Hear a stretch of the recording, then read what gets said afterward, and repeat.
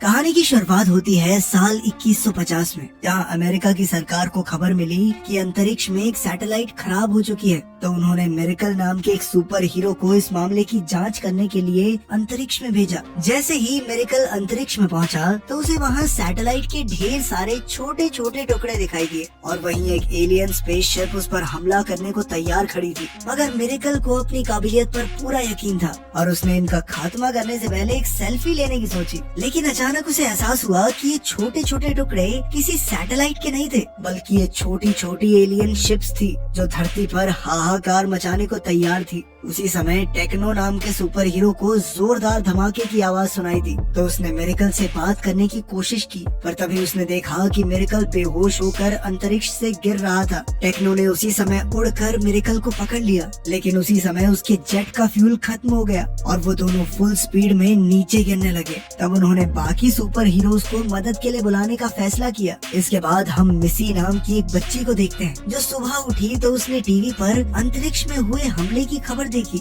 असल में उसके पिता मार्को हीरोइक्स ग्रुप के लीडर थे। अब मिसी ने उन्हें इस युद्ध में लड़ने से साफ मना कर दिया। दरअसल मिसी की मां के जाने के बाद मार्को ने अपनी बेटी से वादा किया था कि अब वो किसी युद्ध में हिस्सा नहीं लेगा, बल्कि सिर्फ हेडक्वार्टर्स में रहकर अपना काम करेगा। मार्को ने फिर से मिसी से यही वादा किया और उसे स्कूल छोड़ने के बाद हीरोइक्स हेडक्वार्टर में पहुंचा। वहाँ की डायरेक्टर मिसेस ग्रेनाडा ये फैसला करने वाली थी कि एलियंस का मुकाबला करने के लिए उन्हें किन हीरोज को भेजना चाहिए। उसने सोचा कि शार्क बॉय और लावा गर्ल इस काम के लिए सही रहेंगे। मगर जब मार्को ने बताया कि एलियंस की स्पेसशिप की तादाद उनकी सोच से बहुत ज्यादा है, तो ग्रेनाडा ने धरती के सभी सुपर हीरोज को एक साथ भेजने का फैसला किया। ग्रेनाडा चाहती थी कि मार्को भी इस टीम का हिस्सा बने, पर मार्को ने ऐसा करने से मना कर दिया, क्योंकि उसने अपनी बेटी से वादा जो किया था। मगर वो ये भी जानता था कि इस हालत में उसे अपनी नहीं बल्कि दुनिया की सुरक्षा के बारे में सोचना चाहिए। आखिरकार वो राजी हो गया और उसने अपनी खास कटाना निकाल ली।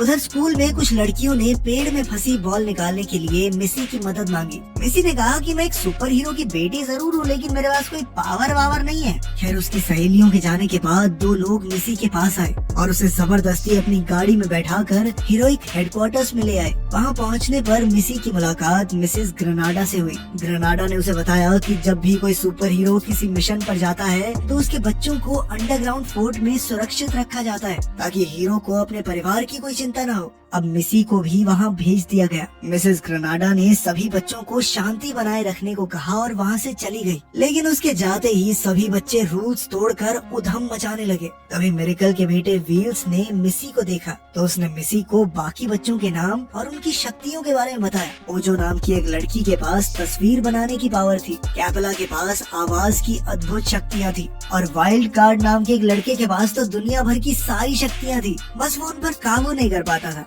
कब कौन सी शक्ति काम करने लगे, इस पर उसका कोई जोर नहीं था।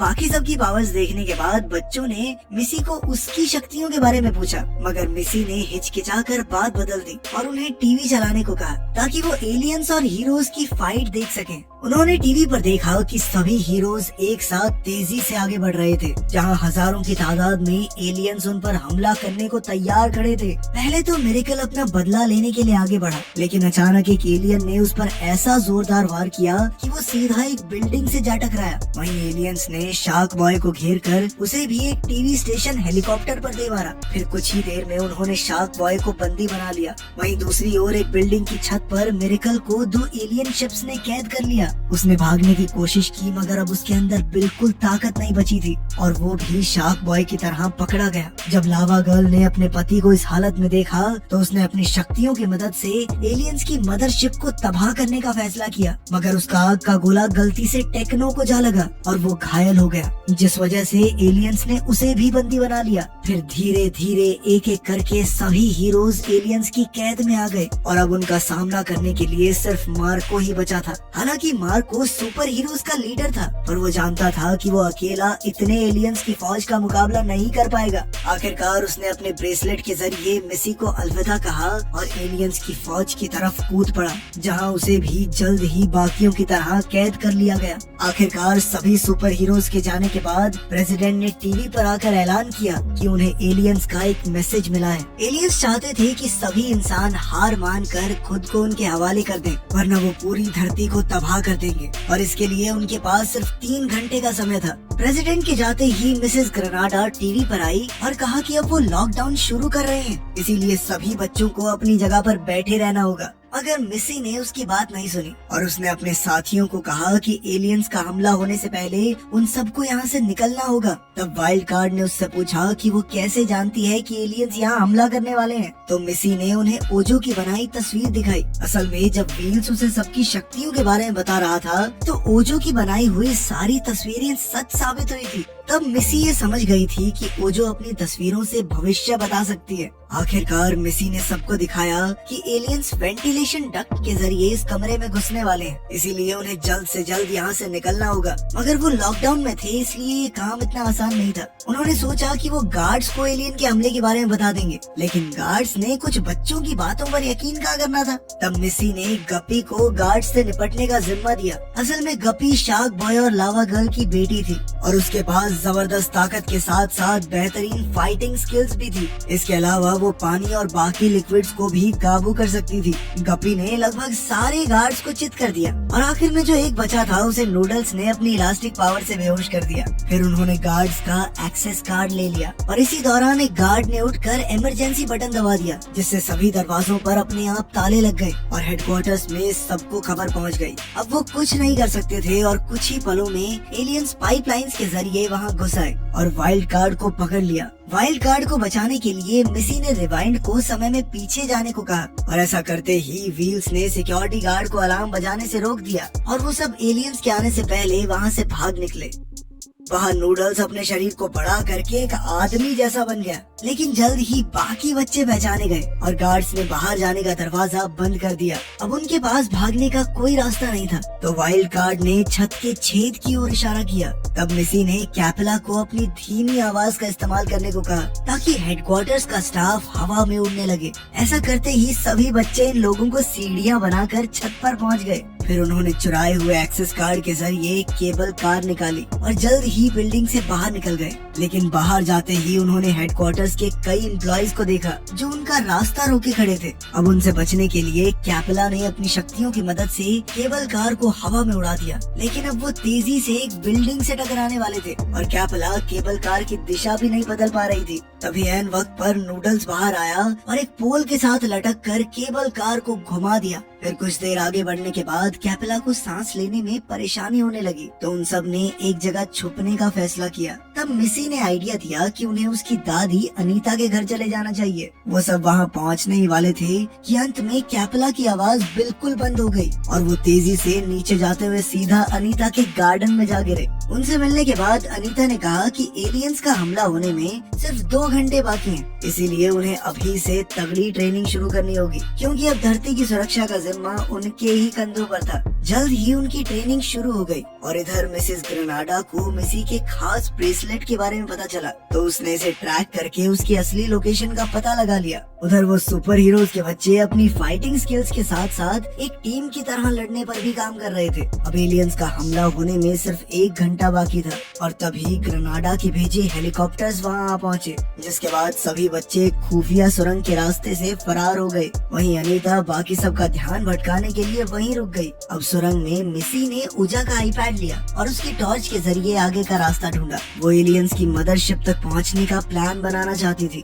और तभी ओजो की बनाई तस्वीरें देखकर उसे एहसास हुआ कि एक स्पेसशिप तो उसके आसपास ही मौजूद है। कुछ ही देर में उन्होंने पास में ही मौजूद स्पेसशिप को ढूंढ निकाला। अब उन्होंने छुपकर एलियंस के बाहर आने का इंतजार किया और फिर जल्दी से शिप की तरफ भागे। लेकिन इससे पहले कि वो शिप तक पहुंच पाते, एलियन को इस बात की भनक लग गई और वो अपनी स्पेसशिप की ओर भागा। वो एक बच्चे को पकड़ने ही वाला था कि ऐन वक्त पर नूडल्स ने अपनी बाजू लंबी करके उसे मौत के मुंह से बचाया। फिर एलियन के शिप तक पहुंचने से पहले ही वो दरवाजा बंद करके अंतरिक्ष की ओर निकल गए। कुछ समय का सफर तय करने के बाद वो मदरशिप में पहुंच गए और उन्होंने अपने माँ बाप को ढूंढने का फैसला किया। लेकिन जाने से पहले व्हील्स ने कहा कि मिसी के ब्रेसलेट पर एक ट्रैकर है और इसी के जरिए ग्रेनाडा को उनकी लोकेशन का पता चला था। अब उन्हें भी मार्को की लोकेशन का पता लगाना होगा।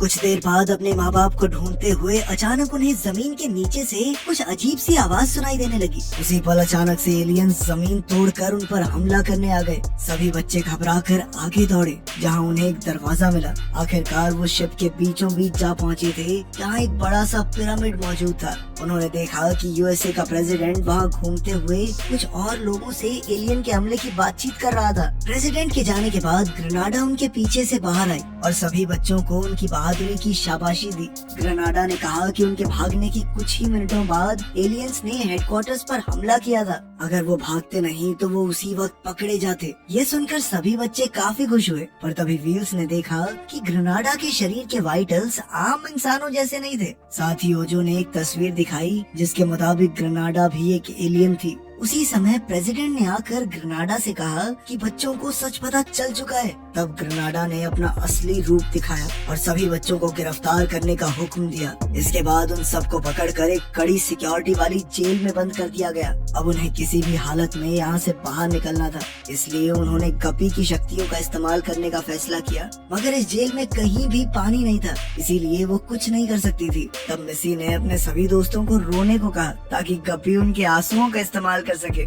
मिसी ने सबको ये सोचने को कहा कि जरा सोचो, अगर तुम अपने माँ बाप से कभी दोबारा मिल ही ना पाओ। जिसके बाद सभी बच्चे उदास होकर रोने लगे। फिर मिसी ने उन सबके आंसू इकट्ठा करके गप्पी को दे दिए और गप्पी ने उसकी मदद से जेल के दरवाजे की चाबी बनाई। आखिरकार वो आजाद होकर बाहर निकल आए और अब एलियंस के हमले में सिर्फ 18 मिनट बाकी थे। मिसी ने सबको उसी बड़े पिरामिड के पास चलने को कहा ताकि वो जल्द से जल्द इस हमले को रोक सके। मगर वाइल्ड कार्ड इससे बिल्कुल सहमत नहीं था और उसने कहा कि सबसे पहले उन्हें अपने माँ बाप को आजाद करवाना चाहिए ताकि वो एलियंस का मुकाबला कर सके।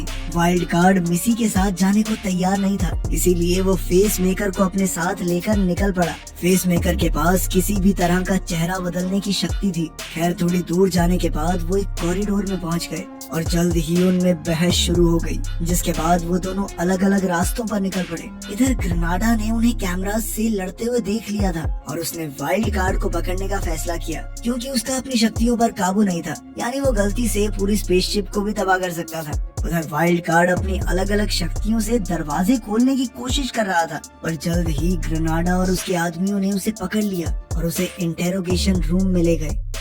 वहीं दूसरी तरफ बाकी बच्चे शिप में पिरामिड ढूंढ रहे थे कि जल्द ही एलियंस ने उन्हें भी घेर लिया, पर फिर भी मिसी घबराई नहीं और उसने पूरे ग्रुप का लीडर बनकर उन्हें ऑर्डर्स दिए। सबसे पहले उसने कैपेला को ऊंची आवाज में गाने को कहा, जिससे एलियंस के कानों के पर्दे फट गए, पर फिर भी उन्होंने एक बच्चे को पकड़ लिया। जिसके बाद गप्पी ने अपना शार्क मोड एक्टिवेट कर दिया। अब वो ऐसे खतरनाक रूप में आ गई थी कि जो भी उसके सामने आए वो बच नहीं पाएगा। शार्क बॉय और लावा गर्ल की बेटी गप्पी ने अपनी इस खास ताकत से रिवाइंड को रिहा करवाया और कई एलियंस की हड्डी पसली एक कर दी। फिर जल्द ही व्हील्स ने अपनी व्हीलचेयर को फुल स्पीड में करके नूडल्स को अपनी बाजू लंबी करने को कहा। इसके बाद वो खुद नूडल्स की बाजू पर लटक गया और उसकी व्हीलचेयर तेजी से एलियंस से जा टकराई। खैर एलियंस फिर भी उठ खड़े हुए और उन्होंने अपनी लंबी बाजुओं की मदद से छत से जंजीरें निकालकर सभी बच्चों को गिरफ्तार कर लिया। अब रिवाइंड ने अपनी शक्तियों के जरिए समय में पीछे जाने की कोशिश की,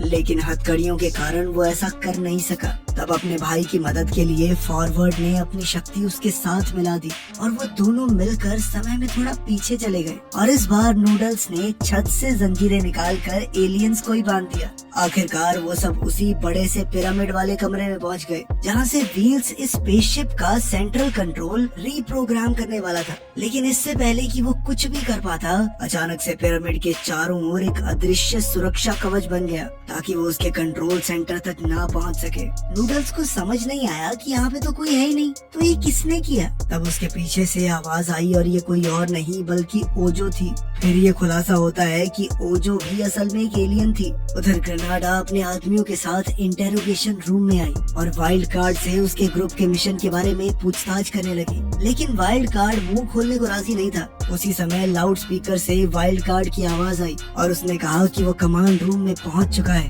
तब तब ग्रेनाडा को कुछ समझ नहीं आया और उसे लगा कि शायद ये कोई मजाक हो रहा है, पर सच तो ये था कि उसके सामने बैठा बच्चा वाइल्ड कार्ड नहीं बल्कि फेस मेकर था। असल में अपने ग्रुप से अलग होने के बाद वाइल्ड कार्ड और फेस मेकर ने कपड़े बदल लिए थे और फिर वो सिक्योरिटी कैमरा देखकर जानबूझकर उसके सामने लड़े। उस समय ग्रेनाडा को एहसास ही नहीं हुआ कि उन दोनों का चेहरा एक जैसा था। वो गलती से फेस मेकर को पकड़ लाई थी, जबकि वाइल्ड कार्ड तो कंट्रोल रूम में पहुंच चुका था।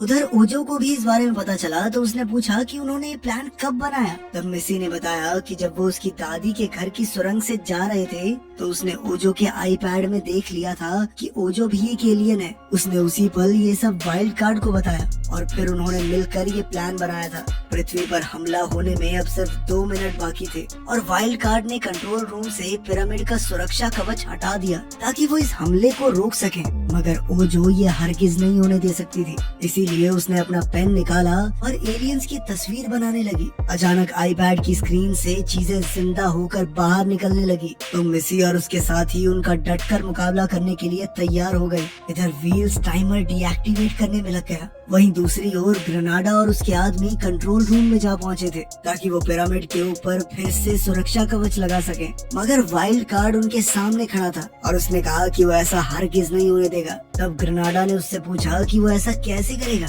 तो वाइल्ड कार्ड ने खुलासा किया कि अब वो अपनी शक्तियों पर काबू करना सीख चुका है।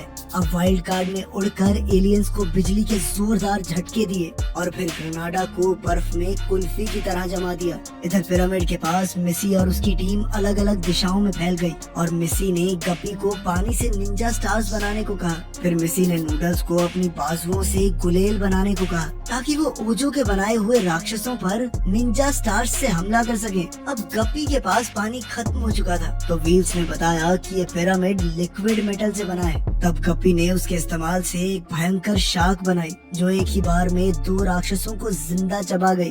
मगर ओजो भी हार मानने वालों में से नहीं थी, इसीलिए उसने और राक्षस बनाने शुरू कर दिए। अब इनका मुकाबला करने के लिए मिसी ने नूडल्स को खाई के ऊपर एक रस्सी बनाने को कहा और खुद उस पर चलने लगी ताकि राक्षस उसके करीब आए। जैसे ही राक्षस रस्सी पर चढ़े तो मिसी ने नूडल्स को हाथ छोड़ने को कहा और वो खुद राक्षसों के साथ खाई में गिरने लगी। मगर ऐन वक्त पर नूडल्स की लंबी बाजू ने उसे पकड़कर ऊपर खींच लिया। आखिरकार सब सुरक्षित थे और फिर व्हील्स ने टाइमर बंद करने के लिए नूडल्स को एक सर्किट प्लेट दी और उसे पिरामिड के सबसे ऊपर मौजूद इग्निशन चेम्बर में लगाने को कहा। लेकिन ओजो ने उसे रोकने के लिए एक राक्षस की बाजू बनाकर उसके हाथ से सर्किट बोर्ड गिरा दिया और वो सीधा खाई में जा गिरा। तब नूडल्स ने अपनी लंबी बाजुओं के जरिए उसे पकड़ने की कोशिश की लेकिन आखिर तक उस तक पहुंच नहीं पाया। फिर एक लड़का उसे उठाने के लिए खुद खाई में कूद गया। इधर हमला शुरू होने में सिर्फ 40 सेकंड बाकी थे पर उस लड़के ने खाई में जाकर सर्किट उठा लिया।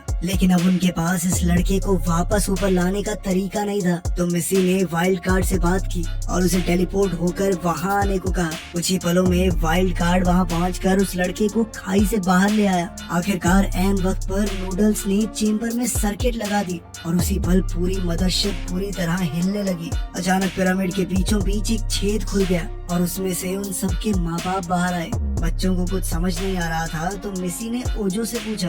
तब ओजो ने खुलासा किया कि ये पूरा एलियन हमला सिर्फ एक टेस्ट था ताकि वो ये देख सकें कि सभी बच्चे एक टीम में रहकर ढंग से रह पाएंगे कि नहीं। साथ ही ये उनके लिए एक ट्रेनिंग सेशन था ताकि वो भविष्य में हीरोज के तौर पर ऐसी मुश्किलों का सामना कर सकें। आखिरकार ओजो ने कहा कि वो सब टेस्ट में पास हो चुके हैं और फिर उसने मिसी और उसकी टीम के साथ मिलकर पूरी दुनिया में कमजोरों की मदद करने का फैसला किया। इसी डील के साथ खाई के ऊपर जमीन आ गई और अंत में सभी बच्चों ने खुशी खुशी अपने माँ बाप को गले लगा लिया। वीडियो पसंद आई तो लाइक कर देना, चैनल को सब्सक्राइब कर लेना। मिलते हैं अगली वीडियो।